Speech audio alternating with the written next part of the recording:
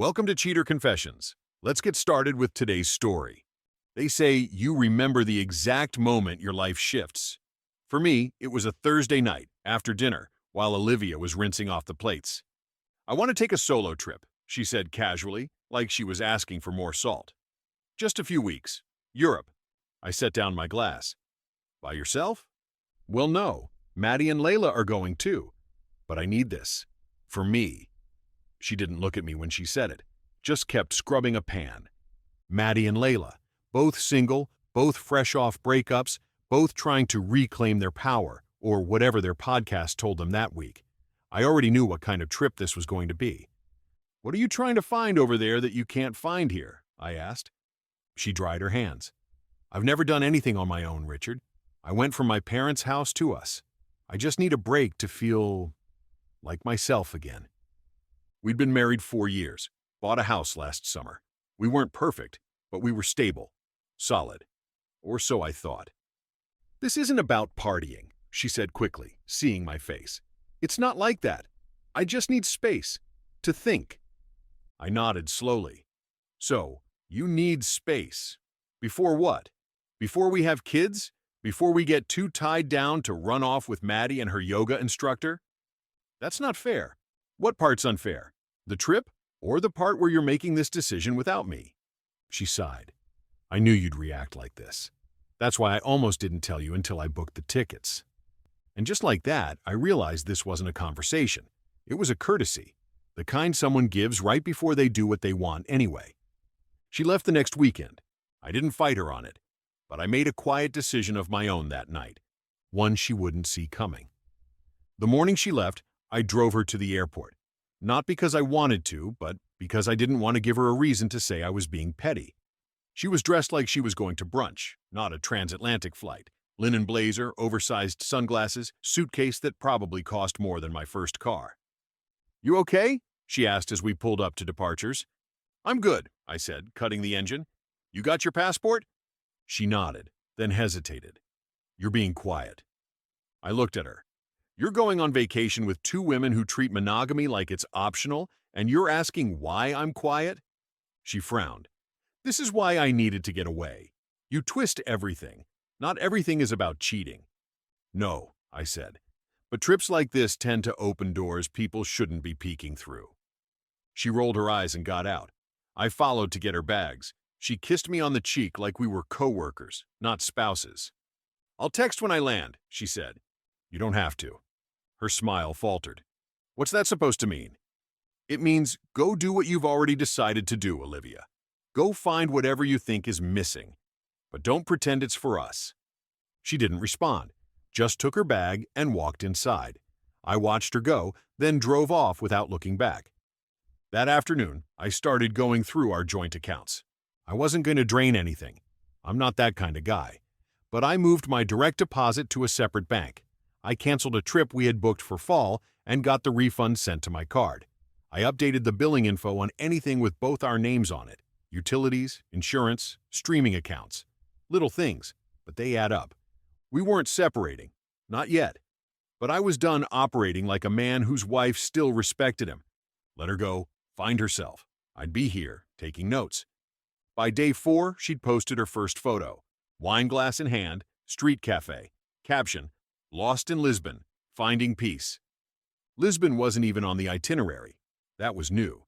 Then came Seville, then Milan, then Nice.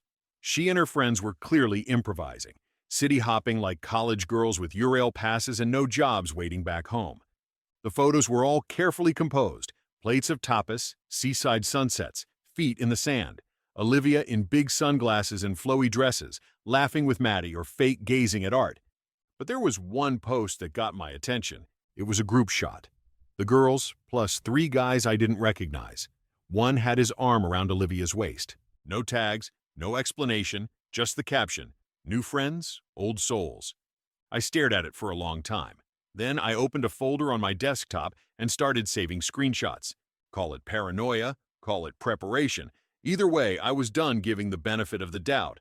I didn't comment. I didn't like any of it. I didn't text her. She texted me once that week. "Hey, hope everything's good back home. We just got to Barcelona. It's beautiful here." I left it on red. The next day, Maddie posted a video from a beach club. Olivia was dancing, barefoot, cocktail in hand. The guy from the earlier photo was there too, shirtless, leaning close to say something in her ear. She didn't pull away. I watched the clip a few times. Then I saved it in the same folder as the others. I didn't text her, didn't ask questions, didn't make accusations. I just waited. 3 weeks later, Olivia walked back through our front door like nothing had changed. She dropped her bags in the hallway and grinned like she'd just won something. "God, it's good to be home," she said, stretching. "You wouldn't believe the train situation in Italy." I leaned against the kitchen counter, arms folded. She looked around. "You rearranged?" "Had time." She came over, tried to kiss me. I turned my face slightly, and her lips caught my cheek. Her smile faded a little. "You mad?" "No," I said. "You're back. That's what matters, right?" She laughed awkwardly. "Okay, I know how it looked, but it really wasn't like that. We just needed a break from everything. Looked like you made some new friends." She paused. "You saw the posts." I saw what I needed to.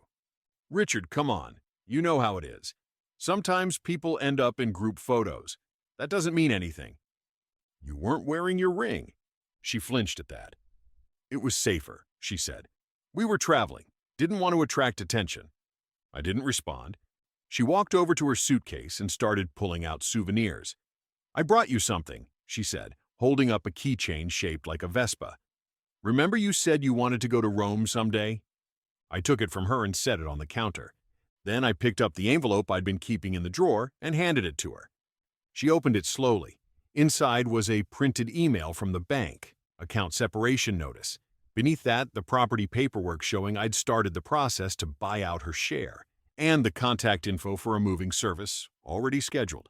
She looked up at me, stunned. "You're kicking me out?"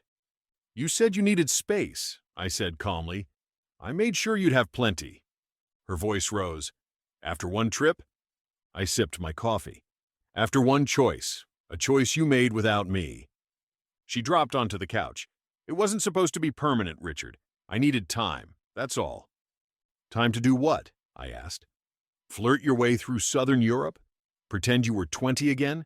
What did you actually think was going to be waiting for you when you got back?" She shook her head, like I was the one being unreasonable. "You're overreacting. You're not even giving me a chance to explain." "You had a month to explain. I didn't hear a thing except filtered photos and empty captions.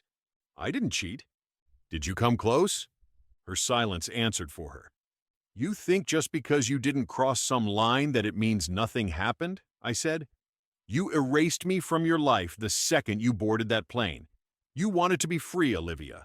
You were. But freedom comes with a price." Tears started forming in her eyes. "You're just done? Like that?" I didn't answer right away. I walked to the closet, pulled out the duffel bag I'd already packed for her with essentials, and set it gently on the floor near her feet. "You can stay with Layla or Maddie," I said. "You've got options." She stood up slowly, her voice trembling now. "This is really happening?" I looked at her. "I warned you. I told you not to pretend this was for us. You made your call. Now I'm making mine." There wasn't any yelling. No drama. Just the kind of quiet you only hear when something's really over. By the end of the week, she was gone. Maddie showed up in her tiny blue car to help load the rest of Olivia's things. No small talk, just a stiff nod when I opened the door and a half-hearted hey before she went to the bedroom.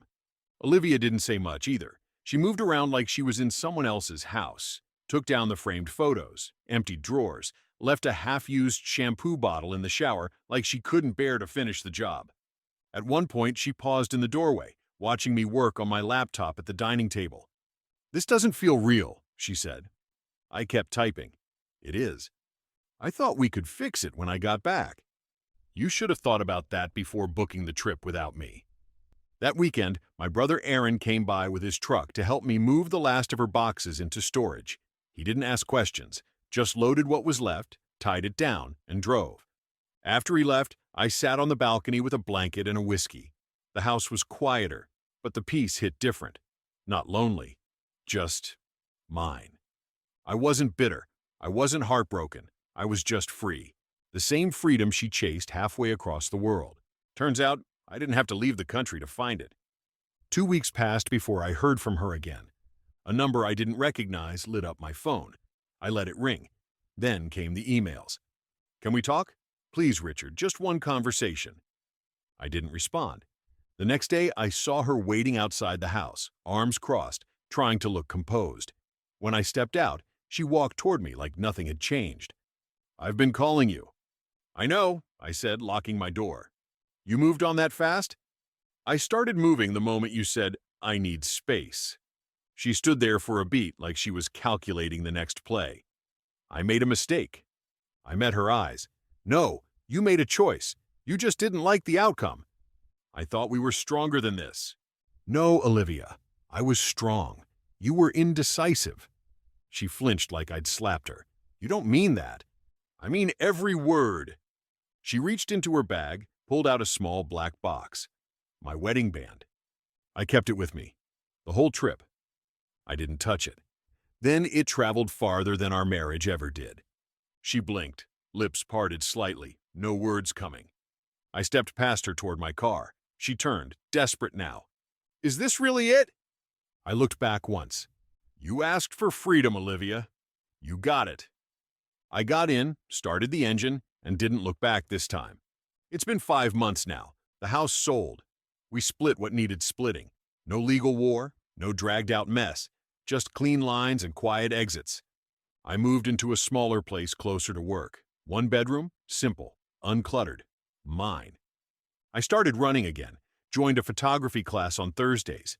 It's funny, the little things that start to come back when you stop bleeding for someone who wouldn't have done the same for you. Mutual friends still try sometimes. "You sure you don't want to talk it out?" "She's been going to therapy. Maybe she's changed." "Maybe. But I don't care. That's the luxury of letting go. You stop needing to know." I heard she started dating again. A few short things here and there, nothing that stuck. Eventually, she sent me one last message, a photo. The keychain from Rome, the one shaped like a Vespa, sitting in her palm. No caption. I deleted it without replying. What she doesn't know is I kept mine. Not as a memory of her, but as a reminder. A reminder that love, real love, isn't about grand gestures or second chances. It's about staying. When things get hard, when temptation shows up dressed like freedom, when the world tells you you're missing out. She left looking for herself. I stayed and found mine. I've started dating again, too. Nothing serious yet. I take things slow now. I don't chase sparks. I pay attention to the quiet, the solid, the kind that stays when no one's looking. And that, in the end, was all the closure I needed. Thank you for watching.